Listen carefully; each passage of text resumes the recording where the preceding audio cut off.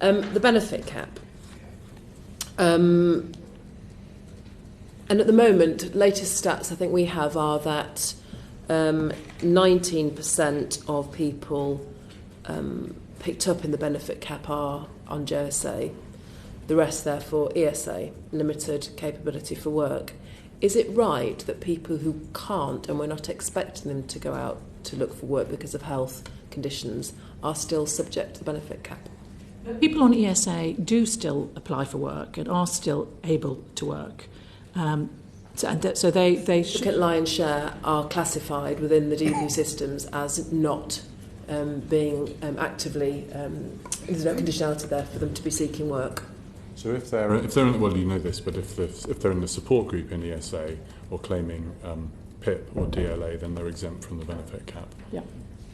I'm not sure that's the understanding of what we had Justin Tomlinson in front of us a couple of weeks ago, and unless my memory is wrong, his response was yes, they would still be subject to the benefit cap, and his suggestion, which didn't sound like Justin at all to me, to be quite honest, he said they should just get a lodger. So the people who are on ESA are the people who are in the limited capability for work related activity. The support group are exempt. Those that should be engaged in work related activity are included in the benefit cap. Yes. Yes, I think it is right. I mean, people who are on ESA but are able to, are being helped into work, we hope, should have the same benefit cap. The whole principle is about ESAs that just because people are disabled doesn't mean they can't get into work and have a fruitful life. My father was blind for 50 years and worked for all of them. So, I think we have to just be very sensitive to making sure that we are genuinely trying to help people into work and not treating them differently to people who don't have disabilities. And what about another aspect is if they're in temporary housing, which is perhaps something that the council have put them in, because shortage of housing in their area, which is flipping expensive, that money still ticks down really, really quickly because the cost of that accommodation, yet they're still subject to it as well. Well, the less temporary accommodation we can have, the better, because it's so difficult for everybody. Doesn't it? Yes, it does. It does. Well, I hope we can. I still think you've got to have the cap because you've got to make sure that it's, again, I come back to, it's got to be, an issue with it's got to be fair to taxpayers as well. Agreed, all of that, but it's just whether there are some anomalies that just don't sit right. So temporary housing, I would ask, is that one that you could look at? Okay, I will take a look at that. Thank you. Very good. Ruth? Okay, thank you very much. Moving on again to carers allowance, on which I instigated a Westminster Hall debate, and this committee looked at a few weeks ago. In that, for that debate, I researched some of the examples of carers who have a very hard cliff edge on the earnings threshold that they're not allowed to exceed before they lose their carers allowance. The minister there admitted that the advice to carers about that earnings threshold is not clear in the literature that they receive about it. Do you think it's fair in that case that carers are being taken to court under the Proceeds of Crime Act and are being asked to sell their houses or to come up with a large number of years of repayment of carers allowance that they can inadvertently have been claiming? Thank you for raising this, because I'm raising it in the Westminster Hall debate as well, because you've made me focus on it. And I've taken a look at it, and I think that, the care allowance is, of course, not a payment like any other. It is an allowance to try to support particularly couples at an elderly stage in their life to make sure that they get something for the extraordinary work they're doing, supporting quite often their partner. So I think the principle of it is right in that way. I do want to make sure that the rules are simpler, and as the Minister said, he will take a look to make sure that we can try and take out of some of that complexity which you have highlighted. In terms of the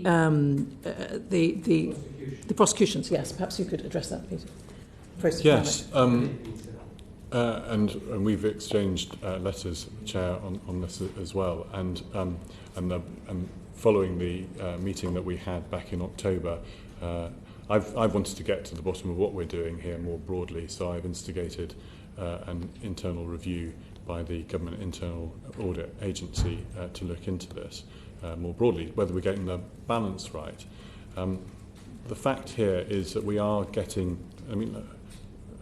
in terms of how we are preventing overpayments in the first place, that for me is the most important point here.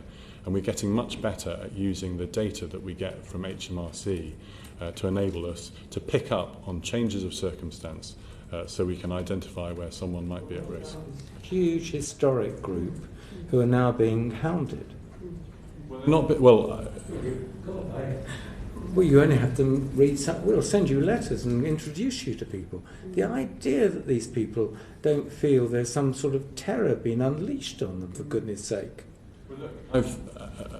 Like you, I want to get to the bottom of making sure that doesn't happen. That is not the process that should happen. The process that should happen is that our debt management people, when they get in touch with claimants who need to repay an overpayment, absolutely, the conversation is how much can you afford to pay. There is a, and I've sat with the agents on the phone as they've had those conversations. But I haven't. We will send you some letters, if we may, of constituents who are not having that treatment. Ruth, sorry, Mr. George, come and see me. Why don't we have a discussion about it so I can... We'll give the letters that would be really helpful. Great. Thank you very much, Secretary of State. A last question, knowing this committee, not the last question. There's been a real feeling of injustice amongst many women about raising the state retirement age. Is this actively being considered by you? The committee will probably be aware that it's difficult for me to comment on because of the judicial review, which covers so many different elements.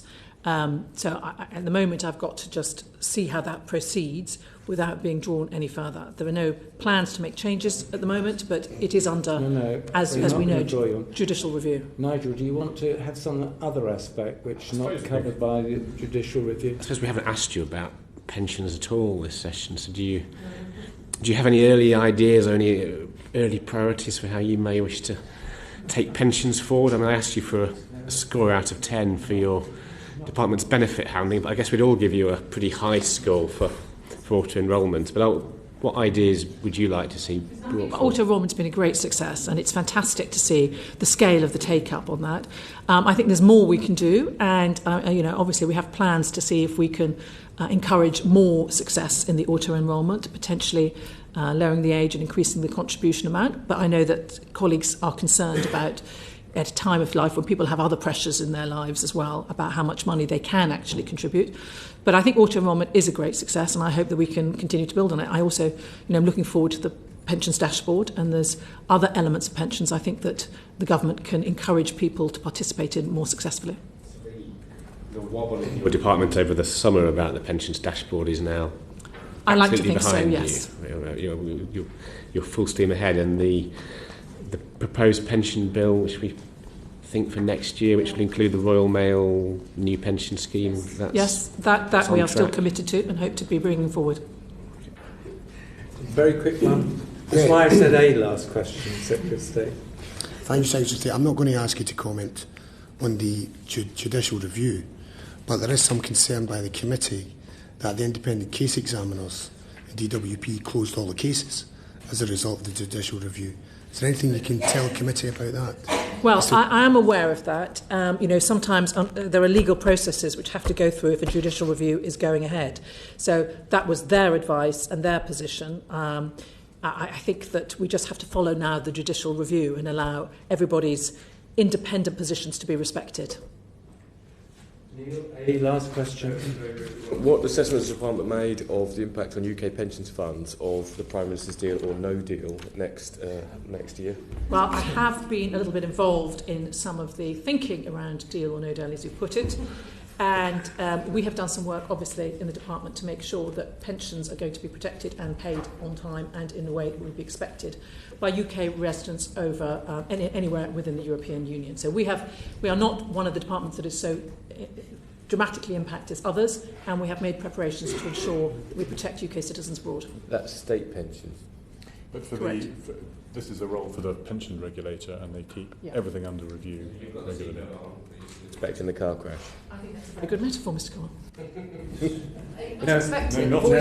Not expecting the car crash. No, Not avoiding. no, Exactly.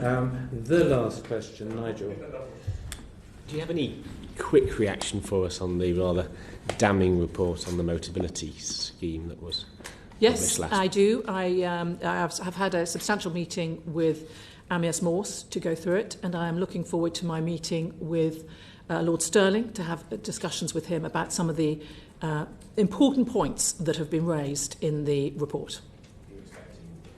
Some fundamental changes in how they operate. Yes. We took the inquiry. We made the inquiry, so you would have the opportunity to make the most major changes. And I'm grateful for that. The Amias Morse made the point to us, which I think is also the committee has made, is actually the service that is given to people is very good, and we shouldn't take that for granted because it hasn't always been like that in the past. So we can welcome the service that people get while addressing the financial consequences of some of the payments. Very polite way of putting it. Amber, thank you very much. Peter, thank you very much. We've got quite a lot to write to you about. Thank you very much. Thank you very much.